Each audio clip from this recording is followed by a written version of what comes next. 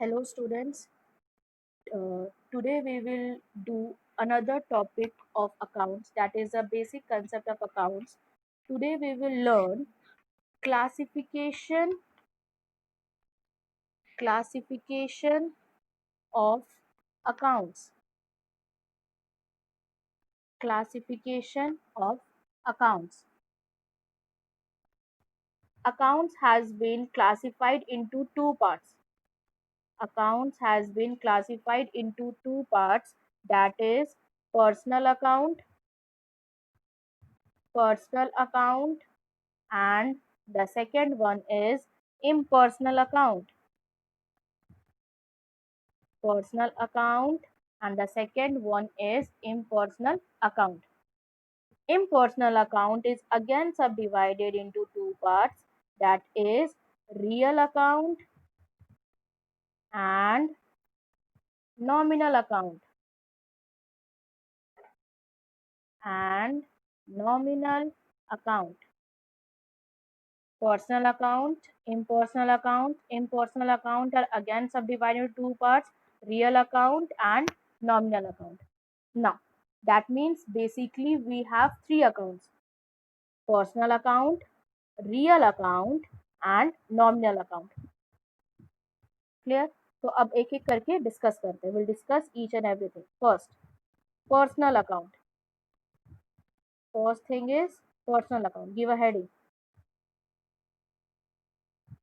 Personal account नाम से ही पता चल रहा है, that means it refers to a particular person. अगर मैं किसी बिजनेस में पर्टिकुलर पर्सन के बारे में बात करूंगी तो वो पर्सनल अकाउंट में आएगा. That means it refers, first write down then I will explain. It refers to a particular it refers to particular individual and artificial person. Artificial person. That means business में अगर मैं किसी भी person के बारे में बात करूंगी, किसी भी एक पर्टिकुलर पर्सन के बारे में बात करूंगी, या आर्टिफिशियल पर्सन जैसा कि मैंने लास्ट क्लास में बताया था कि आर्टिफिशियल पर्सन मतलब related to business. Reliance company is an artificial person. तो अगर मैं मुकेश अंबानी के बारे में बात करूंगी, that refers to individual. If I am talking about Reliance company, then I am talking about artificial person. Both belongs to the personal account. दोनों ही पर्सनल अकाउंट में आ जाएंगे. Example: Shyam, Ram, Mohan. These are the example of individual. And if I'm talking about Reliance, Tata, SBI, State Bank of India, these are known as artificial person. ये भी person है but नकली person है, और ये नेचुरल पर्सन है. These are known as natural person, human being, and these are known as artificial person. Clear? Next, number 2, real account. Real account. Real account का means it refers to, write down first, it refers to the it refers to the assets. It refers to the assets of business. It refers to the assets of business. अगर मैं business के किसी भी asset के बारे में बात करूं, I have already discussed what is asset. Asset क्या होता है मैंने ऑलरेडी डिस्कस किया है. तो अगर मैं बिजनेस के किसी भी एसेट के बारे में बात करूं, वो सारा एसेट कौन से अकाउंट में जाएगा? वो सारा एसेट रियल अकाउंट में जाएगा. That means furniture, machinery, building, these are the example of real account. क्योंकि जो जो एक पर्टिकुलर आइटम होता है, उस आइटम का क्लासिफिकेशन होता है कि क्या वो पर्सनल अकाउंट में है, कि कौन सा रियल अकाउंट में है, कौन सा नॉमिनल अकाउंट में है. तो आपको आइटम को देख के पहचानना पड़ेगा कि वो आइटम कौन से पर्टिकुलर अकाउंट का है। And the third one is nominal account. Nominal account,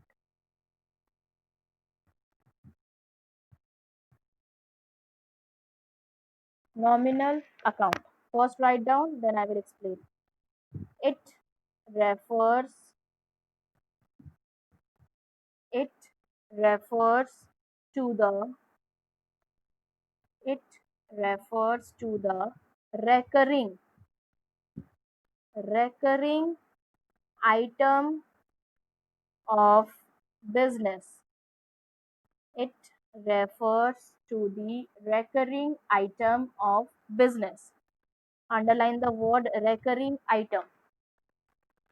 तो जो आइटम रेकरिंग नेचर का होता है उसको हम लोग नॉमिनल अकाउंट, मतलब जो बिजनेस में बार बार होता है, बार बार एज इन सपोज एग्जाम्पल जो हम लोग हर मंथ या हर ईयर करते हैं उस चीज को बोलते हैं recurring item.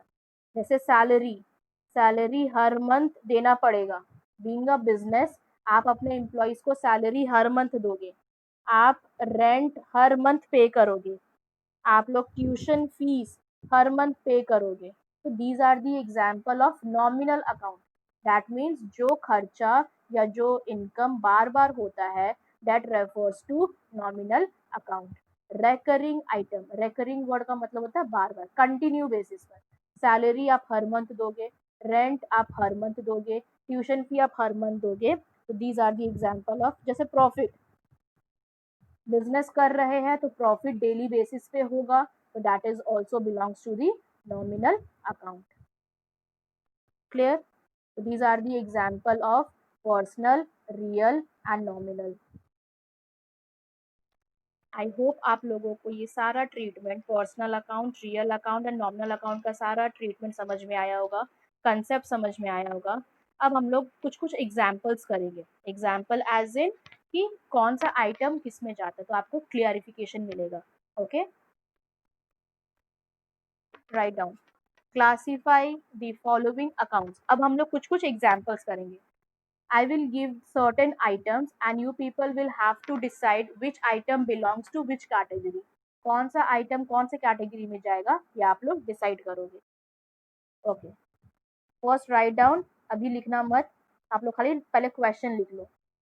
Ram account, Shyam, number 3 cash, number 4 salary, number 5 capital, number 6 drawing,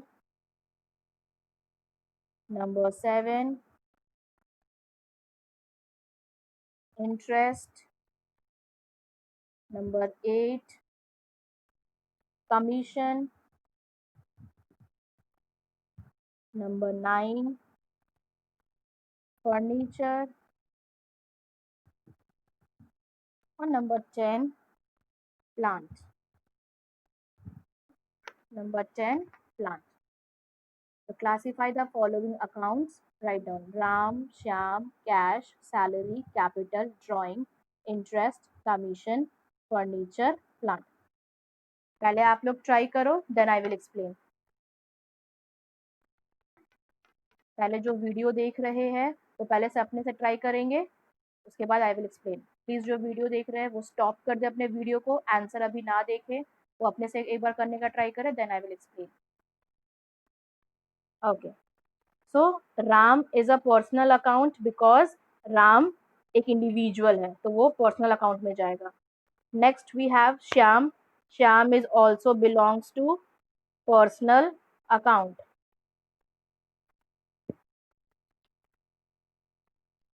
next we have cash, cash assets होता है, क्योंकि मैंने एसेट्स मतलब प्रॉपर्टी, कैश बिजनेस का प्रॉपर्टी होता है, it belongs to real account.